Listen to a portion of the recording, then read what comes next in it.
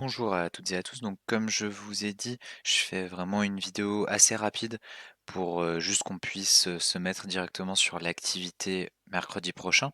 Donc, vous avez dans le cours complété la chronologie qui était le grand 2, la frise chronologique sur la guerre froide.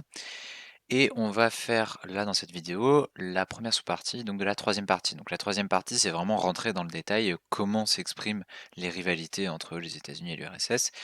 Et un petit point d'abord sur les formes d'affrontements indirects. Donc, première chose qu'il faut bien, on l'a déjà dit un peu, mais qu'il faut bien avoir noté, c'est que les deux camps ne s'affrontent jamais directement. C'est un conflit particulier. Donc les deux camps ne s'affrontent jamais directement. Et la question maintenant, sur laquelle pour le coup on n'a pas trop avancé en cours, on n'a pas trop répondu à ça, c'est pourquoi? Pourquoi est-ce que d'un coup ces deux pays ne veulent pas s'affronter directement alors que on a la Première et la Deuxième Guerre mondiale juste avant où il n'y avait pas eu ce souci-là? Eh bien, la réponse, elle se trouve, on peut l'aborder par ce document-là qui est dans votre manuel, document 4, page 63. Donc vous voyez, c'est un dessin et on a de chaque côté les deux camps, hein. Et ce qui est intéressant, c'est que vous voyez en arrière-plan en fait des bombes nucléaires où il y a ce panneau là qui vous est traduit dans la légende à ne surtout pas utiliser, l'ennemi pourrait riposter. Et donc le dessin, sous une forme un peu humoristique, montre que les deux camps se lancent des flèches. Alors en vrai, ils se lancent pas des flèches, on a vu, hein, ils vont plutôt se battre dans d'autres pays, mais l'idée importante ici qu'il faut retenir, c'est cette menace de l'arme nucléaire. Donc ce qu'il faut bien noter, c'est que ça s'explique, cette situation, par la menace permanente de l'affrontement nucléaire.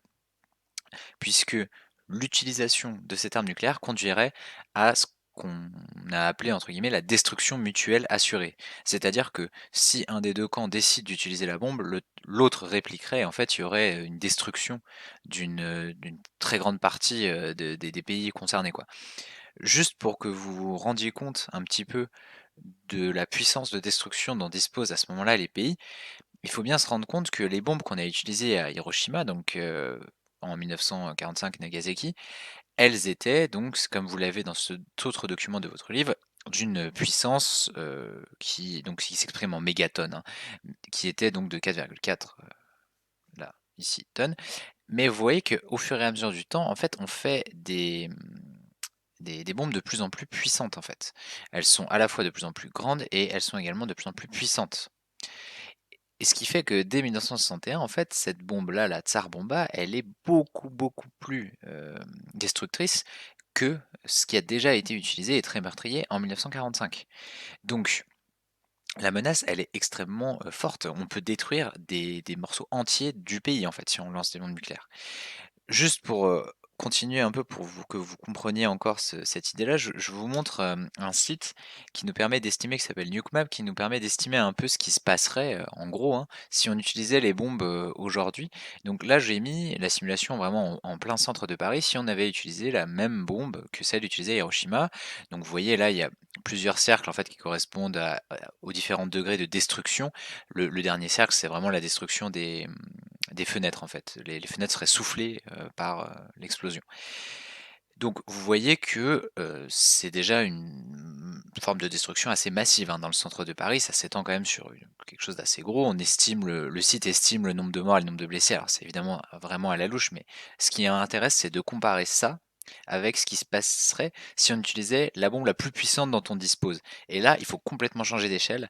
Là, on se retrouve avec le même point d'impact, avec une zone de destruction qui est beaucoup plus grande, qui est quasiment sur toute l'île de France en fait, et vous voyez que la destruction des fenêtres, elle va jusqu'à Soissons quasiment. Donc le potentiel de destruction de l'arme nucléaire, il est absolument énorme. Et c'est pour ça, parce que chaque pays a peur que l'autre en fait utilise la bombe nucléaire, donc il y a une sorte d'équilibre, ce qu'on appelle d'ailleurs parfois l'équilibre de la terreur, qui se met en place. Ça c'est la première idée. Deuxième idée, comme on l'a déjà dit, donc ce qu'il se passe par contre, et qu'il faut noter, c'est que les deux superpuissances vont s'affronter indirectement dans des conflits en dehors de leur territoire.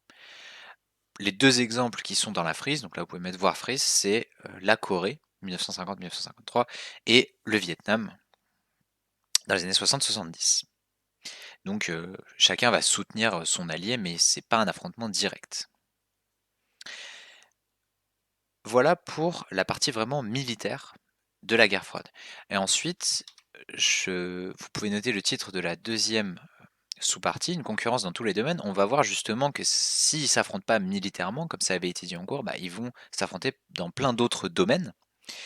Donc, ce que vous pouvez noter comme phrase d'introduction, et ensuite on reprendra un exemple précis dans le cours sur la conquête spatiale, c'est que la rivalité entre États-Unis et URSS, elle prend beaucoup de formes différentes. Elle est économique, elle est sportive, elle est scientifique, etc.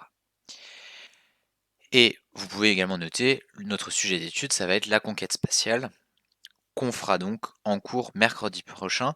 Donc je répète, hein, pour que ce soit bien clair, les feuilles que je vous ai données seront à utiliser mercredi prochain. On fera ça en classe pour que vous puissiez réviser pour le bac blanc. Voilà, on se revoit donc mercredi prochain. Je vous souhaite une bonne semaine et un bon courage pour vos révisions du bac blanc.